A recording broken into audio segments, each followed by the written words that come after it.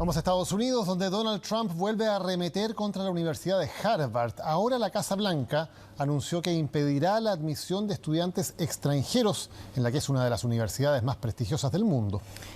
Y además, los que hoy estén estudiando en Harvard van a tener que cambiarse a otra universidad o salir del país. Una decisión que puede afectar a más de 6.000 alumnos de más de 140 países.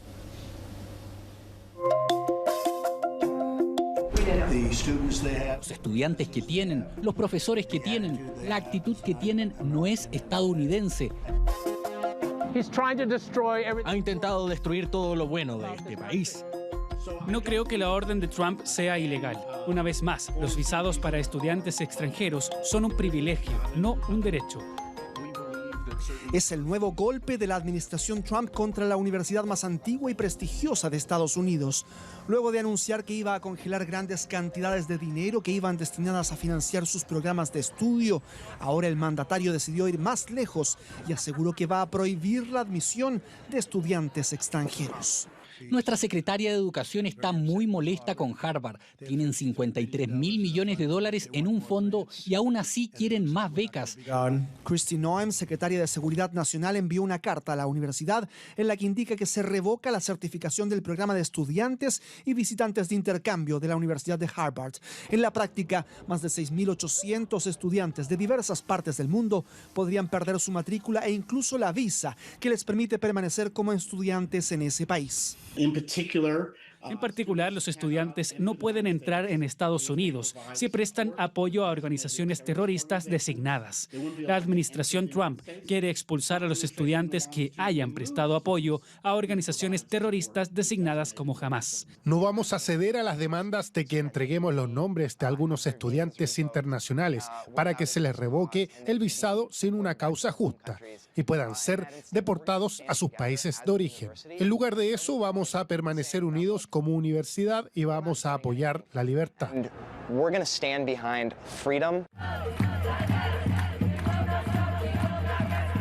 La Casa Blanca acusa a Harvard de haber permitido que agitadores antiestadounidenses y pro-terroristas ataquen a estudiantes judíos en el campus. Sin ofrecer evidencia, también acusó a Harvard de coordinarse con el Partido Comunista Chino. Ha intentado derribar todo lo que nuestra historia y los mejores aspectos de nuestro sistema político nos han dejado. Está intentando destruir el legado de América. No lo entiende. No entiende a América. Harvard reaccionó de inmediato a la medida que involucra a cerca del 30% de su alumnado, definiendo como ilegal la represalia de Trump.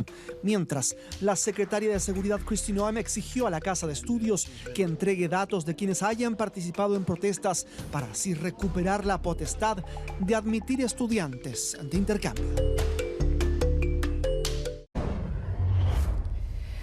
Hoy se cumplieron 65 años desde el terremoto más fuerte que se haya registrado en la historia del planeta, que hizo desaparecer ciudades enteras, provocó miles de muertes y cambió para siempre la geografía y la memoria de Chile. Fue el 22 de mayo de 1960 cuando se registró el terremoto de 9,5 grados en la escala de Richter, localizado en Valdivia y con un posterior tsunami que incluso llegó hasta Japón. Estos son algunos de los registros inéditos de ese día.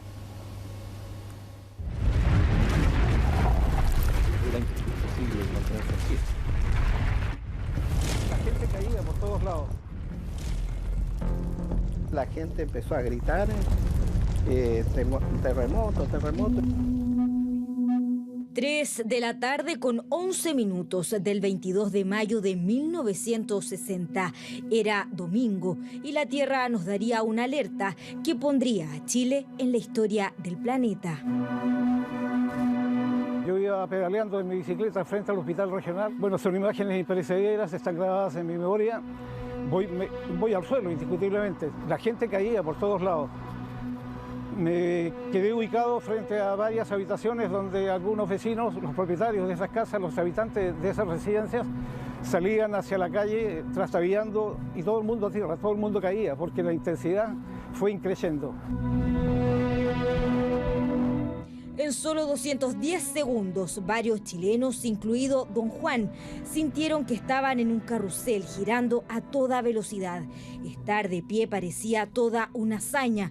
Pocos pensaban que estaban en presencia del terremoto más poderoso jamás registrado en la historia de la humanidad. Y su epicentro era Valdivia, capital de la región de Los Ríos. Juan tenía solo 16 años. Un ruido enorme.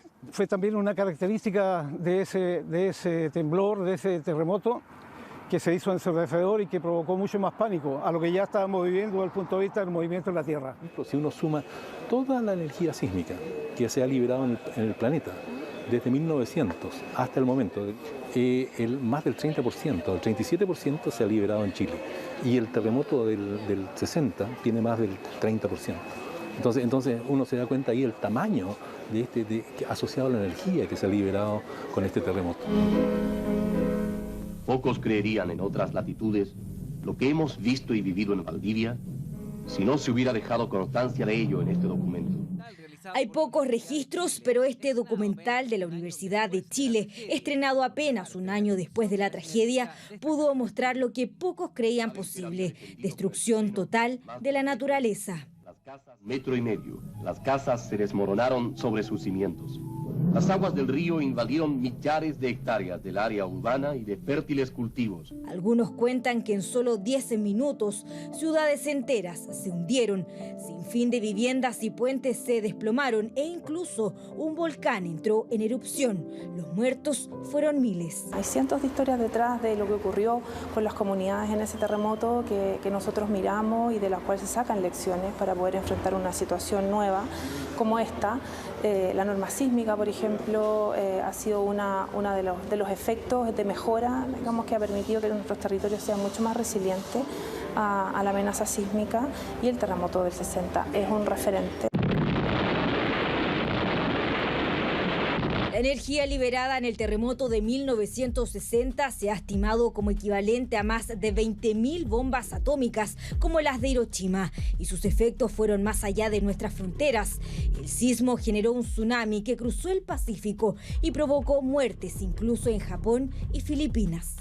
Uno de los registros que se tuvo del tsunami de 1960, que es desde la estación de Talcahuano, y como se ve acá, ya que venimos del 22 de mayo y llega un momento que la intensidad, la altura, el nivel del tsunami es tal que corta el instrumento y sale una inscripción aquí de la persona que interpreta que dice alambre cortado. El mismo elemento, los mismos instrumentos que sirven para registrar este tipo de fenómenos, incluso se cortó.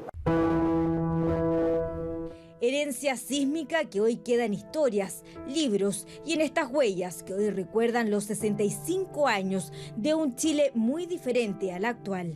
Este sismo, este terremoto y el tsunami fueron tan grandes que dejaron huella no solo en Chile. Tenemos firmas en distintas partes del mundo. Aquí, por ejemplo, este es Corvallis en Estados Unidos. Vemos Argentina, aquí está muy marcado que dice terremoto del 22 de mayo, Chile. Lo que pasaba en estos tiempos, esto funcionaba con una aguja que va marcando el movimiento, pero si se fijan hay una línea que es como constante, ¿ya? Y eso no es que el terremoto tuvo esa magnitud, esa amplitud, sino que los sensores no eran lo suficientemente precisos para seguir registrando. Fue generando una huella también en el aspecto cultural y en la identidad nacional. O sea, basta con reconocer que hoy día nos encontramos en el Día Nacional de la Memoria y Educación sobre desastres socionaturales en Chile, para reconocer que de esta forma ha dejado cambios sociopolíticos. Entre eso, por ejemplo, fomentó también la creación del ONEMI, además de otros elementos que fue generando cambios culturales. Registros como estos son parte de una exposición creada por el Centro de Investigación Integrada para el Riesgo de Desastres y se ubica en dependencias de Senapred, donde usted podrá ver las huellas sísmicas de los terremotos más importantes de nuestro país, como el de Valdivia, y que tras 65 años pocos olvidan.